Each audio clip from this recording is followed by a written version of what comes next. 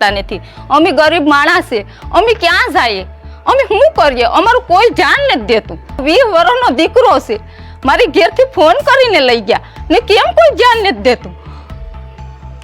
નમસ્કાર મિત્રો, આજે આપણે આજના યુવા ધનની વાત કરવાની છે। આજના યુવાનો જે સારા છોકરા છે તો કોઈ સવાલ જ નથી, સારા છોકરા છે એ તો છે જ, પણ આજના જે યુવાનો જે મિત્રો સાથે પાર્ટીમાં જાય છે અને ટોળા સાથે જાય છે ને પછી એમાંથી કોઈ વ્યક્તિ ગુમ થાય છે ત્યારે ખૂબ જ દુઃખભરી ઘટના ઊભી થાય છે।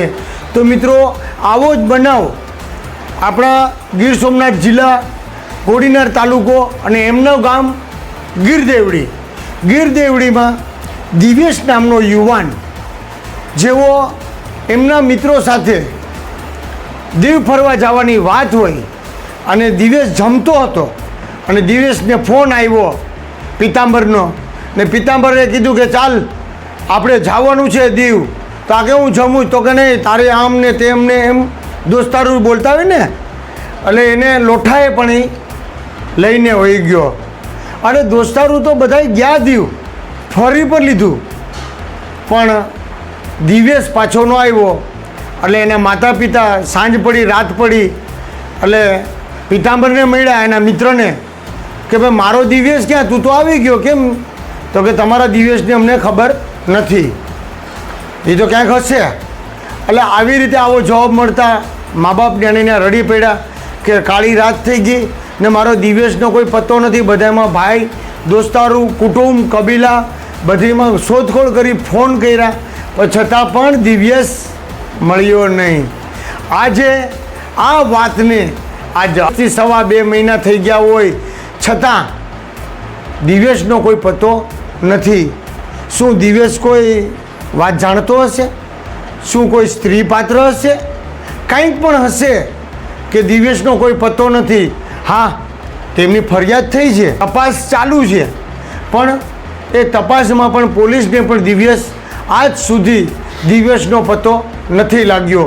પોલીસ એનું કામ કરે છે, એમાં કોઈ સવાલ નથી, પણ હવે દિવ્યેશ પોતે પણ ક્યાંક વયો પણ ગયો હોય એવું પણ બને।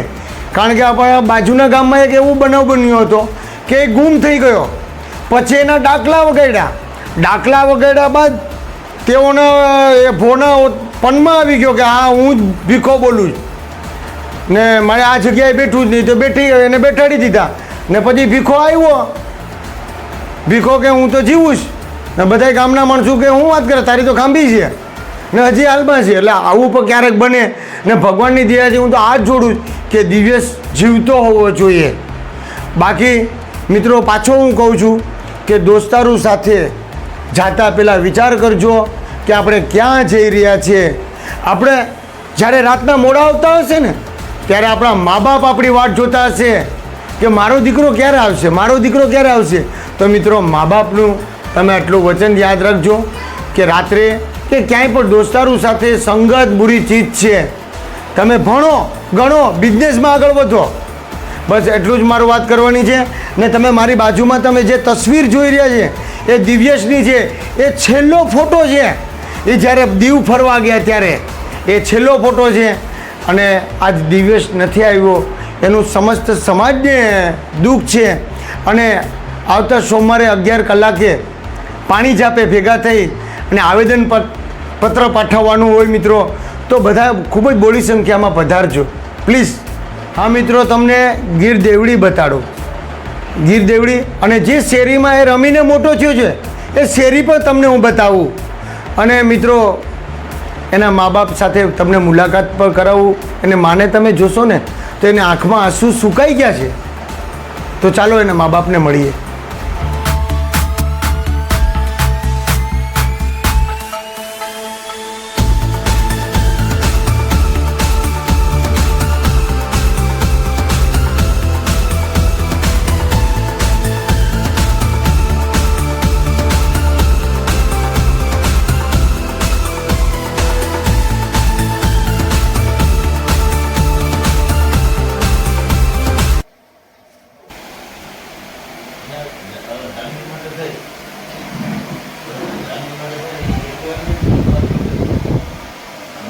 નમસ્કાર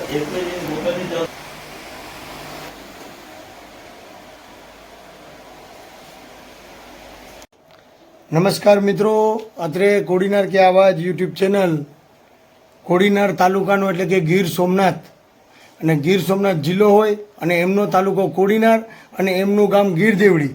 ગીરદેવડીમાં અત્રે અમે હોય મિત્રો. દુઃખની બાબત એ છે કે આજે 2.5 મહિના થઈ ગયા છતાં પણ હજી માનો દીકરો હજી ઘેરે નથી આવ્યો. એટલે કે દીકરો 2.5 મહિનાથી ગુમ હોય. આજ એની માં રડી રડીને એના આંસુ પણ સુકાઈ ગયા છે. તો મિત્રો એને માને આપણે મળવાનું છે અને ખાસ તો એને માને અમે મળ્યા. એને માએ અમને કીધું કે મારા દીકરાને એનો દોસ્તાર એને બોલાવી ગયો કે હાલો આપણે દીવ જઈએ. અને દીવથી એના અન્ય દોસ્તારો તો આવી ગયા પણ દિવ્યેશ પાછો આવ્યો નથી. અને હજુ પણ એના મા બાપ એને ગોતી રહ્યા છે અને ગામના લોકો પણ એને સપોર્ટ કરી રહ્યા છે. અને પોલીસ સ્ટેશન એટલે કે નવા બંદરની પોલીસમાં એનો કેસ પણ નોંધાયેલો હોય, પોલીસ તપાસ પણ ચાલુ હોય. પણ આજે 2.5 મહિના થઈ ગયા હોય છતાં પણ દિવ્યેશનો પત્તો ન લાગતા અમને ખ્યાલ આવતા અમે અત્રે ગીરદેવડી ગામમાં હોય એના ઘરે હોય. મિત્રો તમને હું ઘર પર બતાડીશ. અને એમના મમ્મી આજે રડી રડીને એના આંખમાં આંસુ પણ સુકાઈ ગયા છે અને દિવ્યેશનો કંઈ પત્તો નથી મળતો. જમીન આસમાન એક કરી દીધો. તો આજે આ લોકોના ઘરે બનાવ બન્યો છે. કાલ સવારે બીજાના ઘરે આવો બનાવ ન બને એ માટે થઈને અમે એક આ ઝુંબેશ હવે ઉઠાવવાના છે. અને ગીરદેવડી અને કોડીનાર તાલુકો અને કોડીનાર શહેર સાથે મળીને આવેદનપત્ર પાઠવશે. ગૃહમંત્રી સુધી, દિલ્હી સુધી પણ આવેદનપત્ર પાઠવવામાં આવશે કે ભાઈ દિવ્યેશ આજ 2.5 મહિનાથી ગુમ હોય છતાં પોલીસ તો એની તપાસનું કામ ચાલુ જ છે પણ વાયુ વેગે અન્ય એજન્સીને કેસ સોંપાય, CBIને સોંપાય. એ માટે થઈને સમસ્ત તાલુકો ભેગો મળીને આવેદનપત્ર પાઠવશે. તો મિત્રો એના મમ્મીને પણ આપણે મળીએ કે શું માની વેદના છે. એ માનો દીકરો આજ ગુમ છે 2.5 મહિનાથી, તો એની માની વેદના શું છે એ આપણે મળીએ. મારો છોકરો 2 મહિનાથી ગુમ થયેલ છે. હજી ઘેર આવ્યો નથી. એટલે છે ને આ પ્રકાશ બાંભણિયાએ મારા દીકરાને ખાવા બેઠો ત્યાં ફોન કર્યો, પછી નાવા ગયો ત્યાં ફોન કર્યો ને એ લઈને ગયો. હજી મારો દીકરો ઘેર આવ્યો નથી. ભીંગરોડની ખાડીમાંથી ગુમ થયેલ છે. નવા બંદરમાં અમે ફરિયાદ કરી પણ કોઈ પોલીસ અમારી જાણ દેતા નથી. અમને કોઈ જાણકારી, અમને કોઈ આગળ વધતા નથી. અમે ગરીબ માણસ છે, અમે ક્યાં જઈએ, અમે શું કરીએ, અમારું કોઈ ધ્યાન નથી દેતું. અમે હાવ ગરીબ માણસ છે, અમારી જમીન નથી, અમે મજૂર માણસ છે, અમારું કોઈ કાનમાં નથી લેતું. અમારે ક્યાં જવું? મારો 20 વર્ષનો દીકરો છે, મારી ઘેરથી ફોન કરીને લઈ ગયા ને કેમ કોઈ ધ્યાન નથી દેતું. મારે ઘેર થયું હોય તો હું ન કરું. મારો છોકરો ગુમ થઈ ગયો 7 તારીખનો, ગુરુવાર 7 તારીખનો ગુમ થયો તો એ પાછો કોઈ જવાબ નથી દેતા. ગયા હતા નવા બંદર, ના પોલીસ સ્ટેશન કોઈ જવાબ દેતા નથી. ને આ લોકો અહીં ફોન કરીને 2 વાગે લઈ ગયા મિટિંગનો બહાનો કરીને. એ પાછો કોઈ જવાબ દેતા નથી અમને પોલીસ સ્ટેશનમાં. ને કોપની અમે બધમાં રખડી આવ્યા, બધમાં ચીખલીમાં રખડી આવ્યા, બધમાં રખડી આવ્યા. કંઈ ગામ બાકી નથી રાખ્યું મેં, તો કાંઈ પત્તો નથી એનો.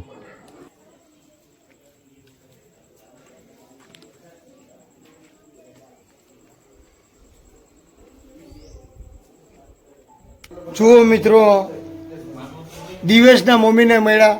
દિવ્યેશના મમ્મીનું જેનું મંતવ્ય છે અને એનું વક્તવ્ય છે એમાં કહી રહ્યા છે કે મારો દીકરો જમતો હતો અને એના દોસ્તારો એને બોલાવી ગયા છે.